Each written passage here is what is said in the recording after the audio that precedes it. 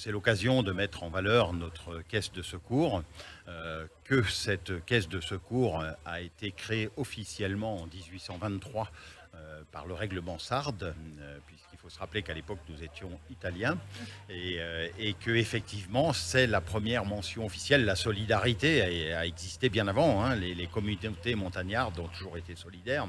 Et la terrasse Radio Mont-Blanc accueille Olivier Grébert, le président de la compagnie des guides de Chamonix. Bonjour Olivier.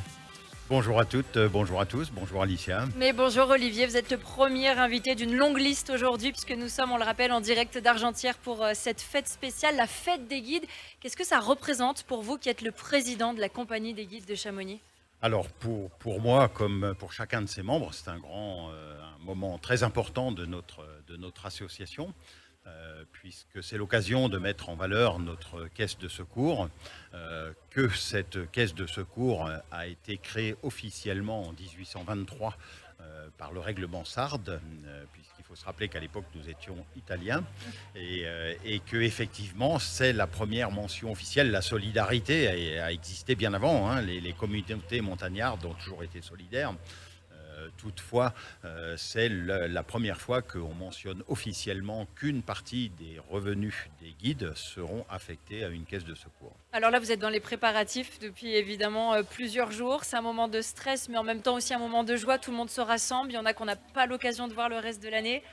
Alors effectivement, la fête des guides, elle, est plus récente, puisqu'elle date de 1924, donc fêtera ses 100 ans l'année prochaine, et avait été initiée pas par les guides, mais par leurs clients, qui avaient dit il faudrait trouver une occasion de remercier les guides pour leur travail, pour leur investissement, et de dire pourquoi pas le 15 août, les clients offraient une journée à la caisse de secours et les guides restaient en vallée de façon à partager ce moment effectivement avec l'ensemble de leurs clients. Alors vous avez fait la transition effectivement avec cette fête des guides et l'un des moments forts finalement, c'est l'appel, le fameux l'appel des guides. C'est quoi cet appel ? Alors l'appel, c'est effectivement le moment où on appelle l'ensemble des membres de notre compagnie. Donc guide bien sûr, mais accompagnateur en montagne et maintenant également moniteurs d'escalade qui font partie de notre association.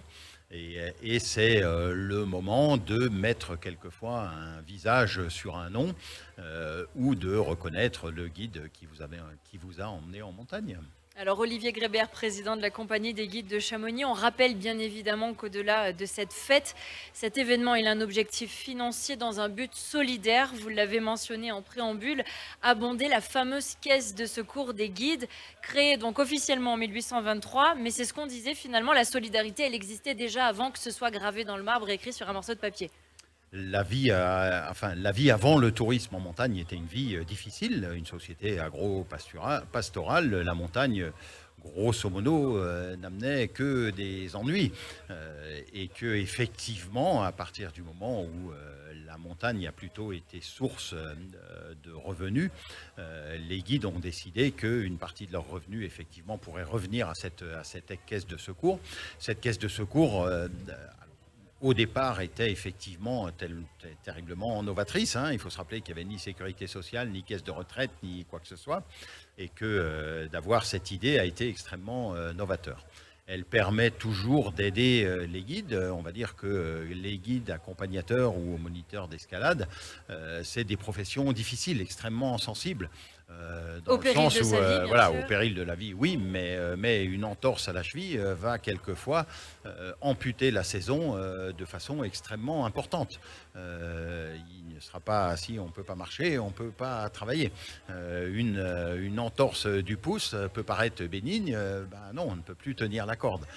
Donc effectivement, cette caisse permet de donner un coup de pouce sans être une assurance complète. On recommande à nos professionnels de s'assurer parallèlement, mais ça permet de donner un coup de pouce. Alors on l'a dit, la solidarité entre les professionnels de la montagne, les guides, les accompagnateurs, elle existait déjà avant. Qu'est-ce qui a changé finalement, puisqu'elle a été officiellement mentionnée dans le règlement en 1823, cette caisse de secours ?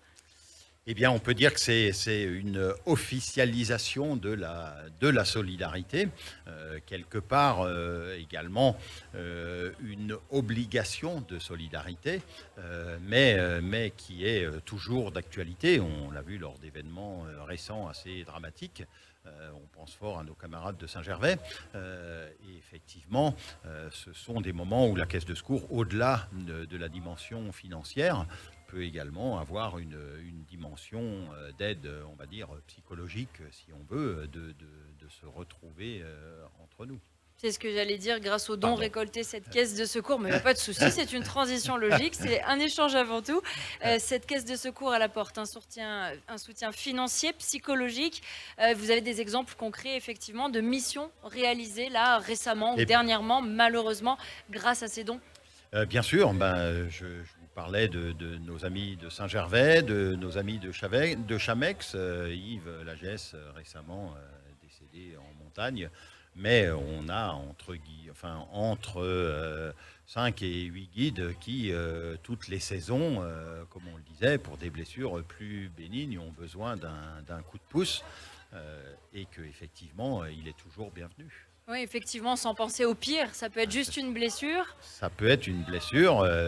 Le métier de guide est un métier difficile, sensible avec la météo, puisque s'il fait mauvais, voilà, Pas d'activité. on est tous des travailleurs indépendants, hein, dans la grande majorité des guides.